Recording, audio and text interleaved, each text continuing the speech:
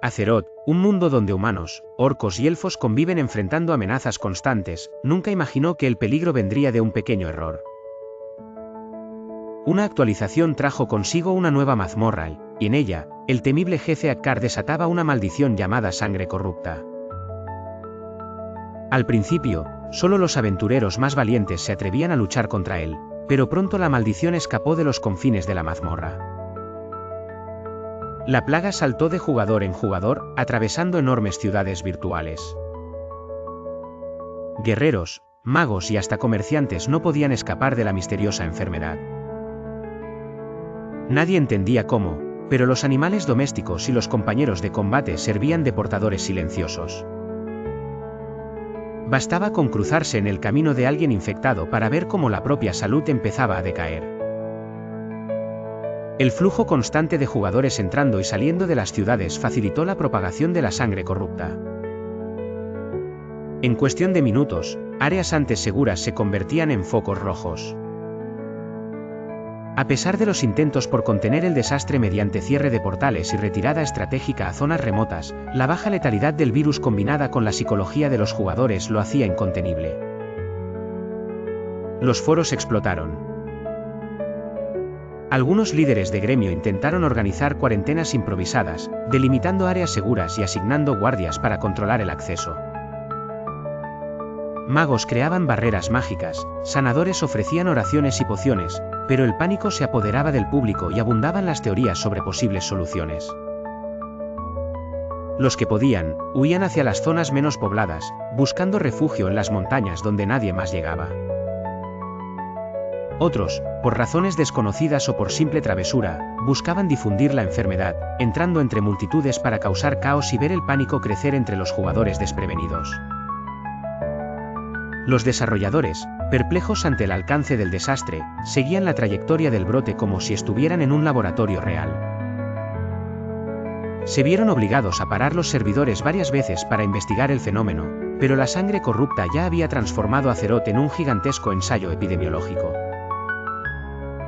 En medio del caos, surgieron héroes y villanos, algunos ayudaban a los infectados, sacrificando recursos y tiempo por los demás, mientras otros se regodeaban en la destrucción y las bajas, utilizando la nueva situación para aprovecharse en las disputas de poder entre facciones.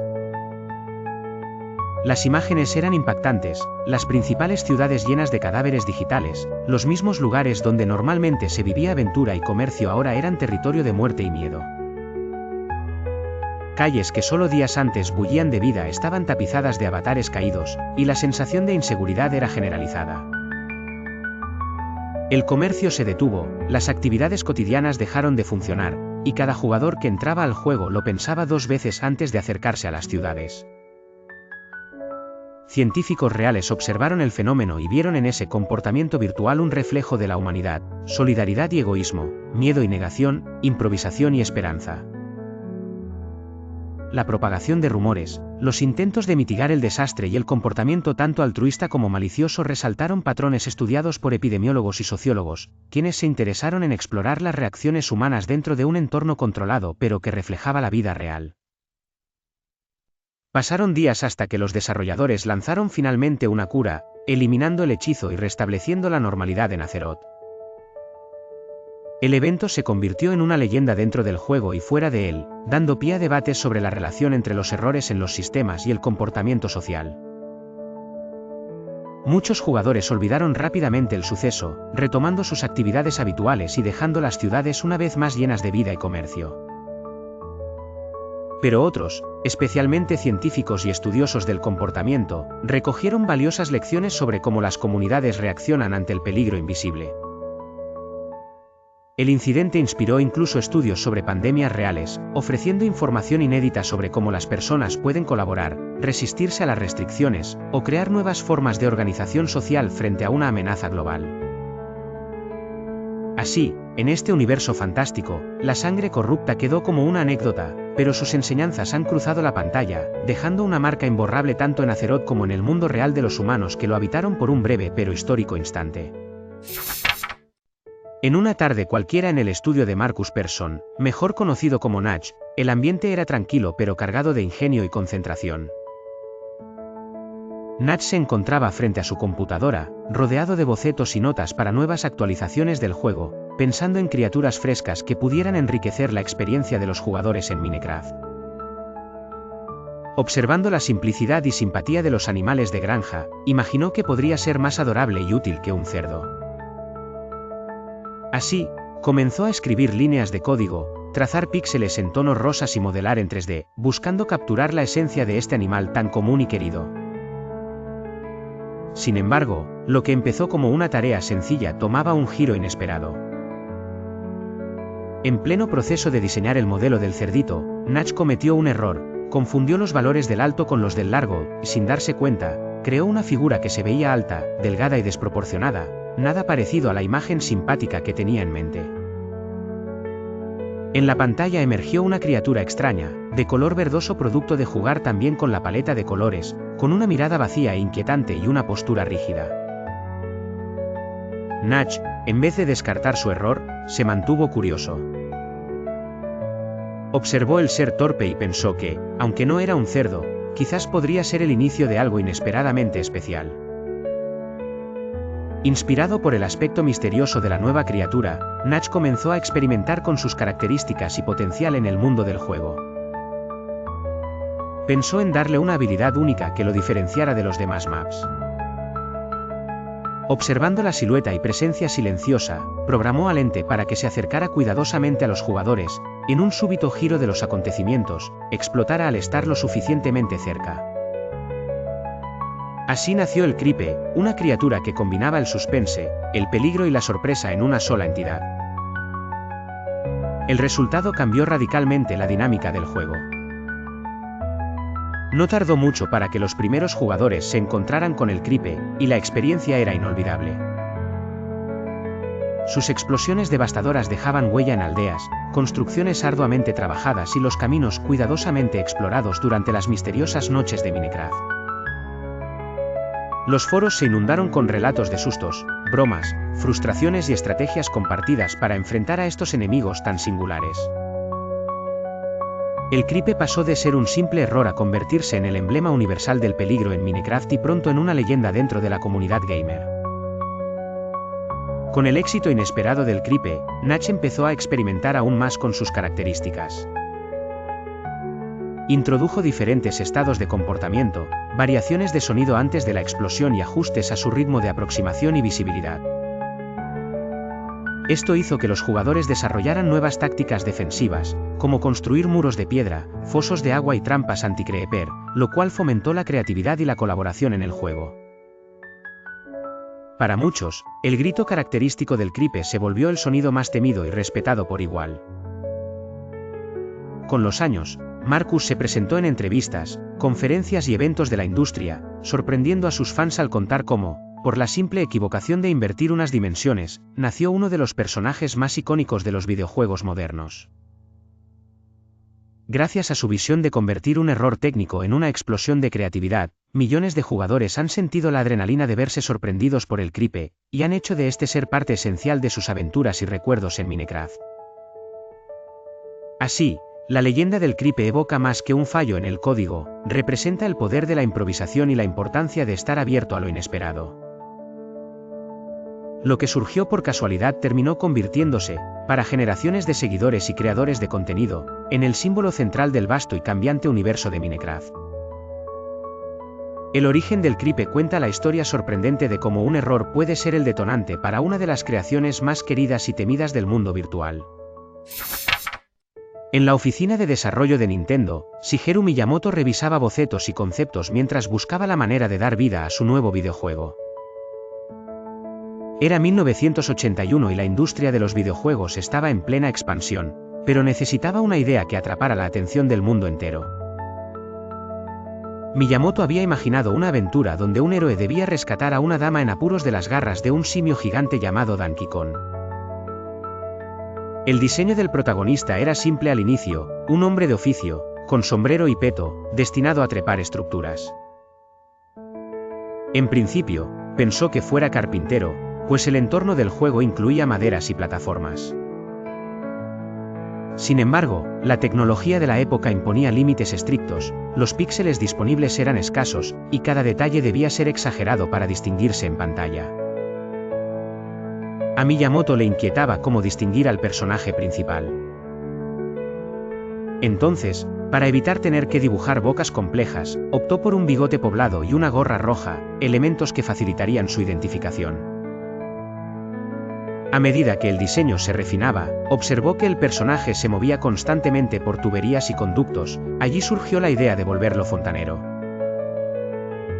Así, el salto de carpintero a fontanero fue una decisión pragmática, tomada por la necesidad de ajustarse a las limitaciones gráficas y dar coherencia al entorno de juego. La personalidad de Mario también se iba forjando a partir de sus habilidades dentro del juego, saltar era su principal hazaña, y su valentía destacaba a pesar del peligro. De esta manera, Mario se convirtió en un héroe cotidiano, alguien con el que cualquiera podía identificarse. El juego Donkey Kong fue un éxito rotundo. Mario, todavía sin apellido, pronto fue bautizado como Jumpman en las primeras versiones. No sería hasta años después y la llegada de su hermano Luigi, en Mario Bros., que Mario debutaría oficialmente con el nombre que lo hizo célebre. Su mundo siguió expandiéndose, de las oscuras fábricas pasó a recorrer coloridos reinos, enfrentando tortugas, plantas y dragones. Su capacidad de adaptarse a nuevos desafíos hizo que se ganara el cariño de generaciones. A través de cada salto y cada partida, Mario demostraba que los héroes pueden surgir en los lugares menos esperados, y que una simple restricción técnica puede ser el punto de partida de una leyenda. Así nació Mario, el fontanero que salvó princesas, derrotó monstruos y logró unir a millones de jugadores en todo el mundo, mostrando que la creatividad y la persistencia pueden convertir cualquier idea sencilla en un icono universal. En una humilde habitación de madera en las afueras de Moscú, hace más de un siglo, un grupo de campesinos vestidos con atuendos tradicionales celebraba al ritmo de risas y voces cálidas. Entre ellos, resonaba una inconfundible melodía, Korobeiniki. Esta canción, nacida del folclore ruso del siglo XIX, era una de las favoritas en las festividades de la cosecha. Sus letras relataban el encuentro entre un joven comerciante ambulante, llamado Korobeinik, y una campesina de espíritu alegre. A través de versos sencillos pero llenos de picardía, la música narraba el intento del vendedor por conquistarla ofreciéndole diversos productos, mientras la joven, con respuestas ingeniosas, mantenía un coqueto juego de tira y afloja. Su estructura repetitiva y el estribillo contagioso hacían que, tras apenas unas estrofas, cualquiera pudiera acompañar el canto y bailar en corro improvisado sobre la hierba. La gente amaba la flexibilidad de Korobeiniki, que podía interpretarse como una historia romántica, una competencia de ingenio o incluso una parodia de la vida rural. Por eso, la canción se integró al imaginario popular ruso, entonada en bodas y mercados, en el bullicio de las tabernas y hasta en marchas patrióticas. En la Unión Soviética, décadas después, Korobeiniki todavía era enseñada en escuelas y coreada en largas caminatas por el campo, manteniendo su popularidad contra el paso del tiempo y los cambios políticos. Nadie entonces podía prever que sus alegres compases serían parte de una revolución muy distinta. A principios de los años 80, en el corazón de Moscú, se gestaba una pequeña gran idea. Alexei Pajitnov, un ingeniero informático apasionado por los rompecabezas, se propuso crear un juego tan simple y adictivo como las figuras del tangram que había amado de niño. Así nació Tetris, un desafío universal donde figuras geométricas caen sin descanso y el jugador debe encajarlas rápidamente. Faltaba un elemento esencial, la música. En las primeras versiones, el juego era silencioso. Pero con su lanzamiento internacional, y especialmente en la versión programada para la Game Boy de Nintendo, los desarrolladores creyeron que una melodía pegadiza era clave para conquistar a jugadores de todo el mundo.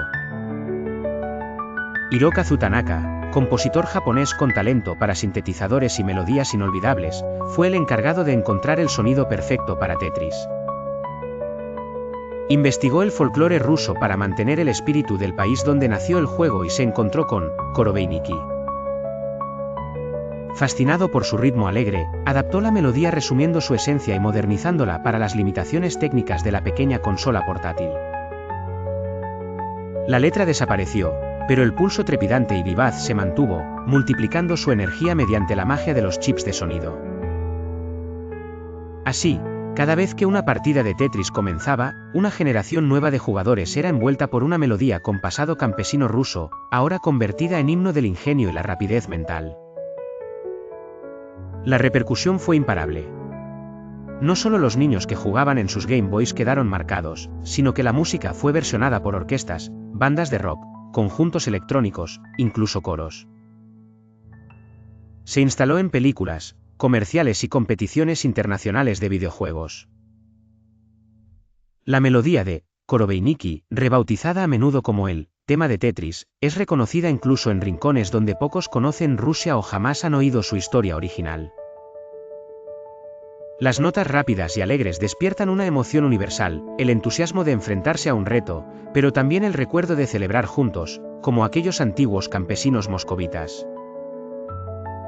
A veces, quienes escuchan su versión digital en Tetris se preguntan si esconde un mensaje secreto, si su patrón rítmico contiene alguna clave para la victoria. Otros simplemente dejan que la melodía los impulse a colocar pieza tras pieza, manteniendo viva esa sensación única de estar conectados, a través del tiempo y la tecnología, con una tradición humana de alegría compartida. Hoy, casi 2 siglos después de su nacimiento, el viaje de Korobeiniki no termina.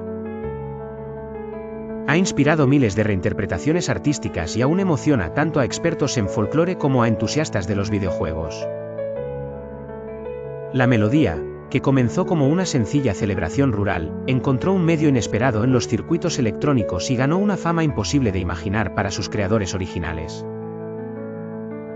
Así, pasó de la maquinaria rústica de los campos rusos a la virtualidad de los juegos modernos y luego a los recuerdos profundos de millones de personas, demostrando que una buena canción puede reinventarse 1000 veces, siempre hacernos bailar.